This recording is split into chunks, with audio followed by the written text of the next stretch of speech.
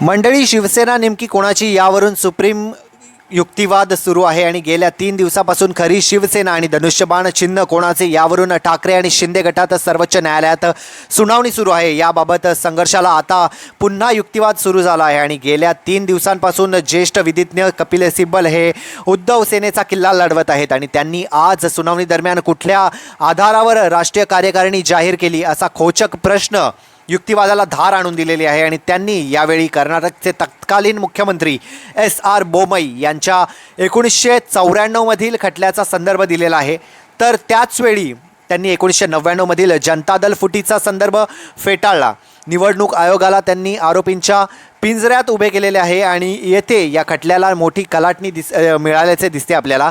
तर मंडळी, ज्येष्ठ विधिज्ञ कपिल सिब्बल यांच्या युक्तिवादाला चांगलीच धार आल्याचे दिसते आणि त्यांनी एक कळीचा मुद्दा उपस्थित केला। त्यासाठी त्यांनी अर्थातच एक जोरदार खटला संदर्भ म्हणून वापरला होता। 1994 मध्ये कर्नाटकमध्ये जनता दलाचे तत्कालीन मुख्यमंत्री एस.आर. बोमई यांचे सरकार गडगडले होते आणि बहुमत गमावल्याचा ठपका ठेवण्यात आला होता। राष्ट्रपती राजवट लागू करण्यात आली होती। तो संदर्भ सिब्बल यांनी यावेळी उद्धव ठाकरे सरकारचे बहुमत गमावल्याबाबत दिला होता।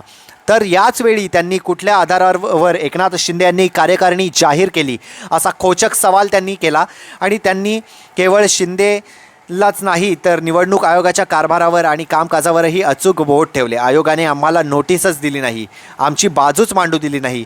कोणताही पक्ष संविधानावर चालतो, मग निवडणूक आयोगाने नैसर्गिक न्यायतत्वाचा म्हणजेच बाजू मांडण्याचा अधिकार आमच्या अशिलाला का दिला नाही असा जोरदार युक्तिवाद त्यांनी केलेला आहे। मंडळी, काय वाटतं, हे शिवसेना कोणाच्या बाजूनी जाणार आणि हा निर्णय कोणाच्या बाजूनी जाणार, उद्धव ठाकरे की एकनाथ शिंदे? खूप असं जटिल झालेलं आहे। तर तुम्हाला काय वाटतं नक्की कमेंटमध्ये कळवा। जय महाराष्ट्र, सबस्क्राईब करा।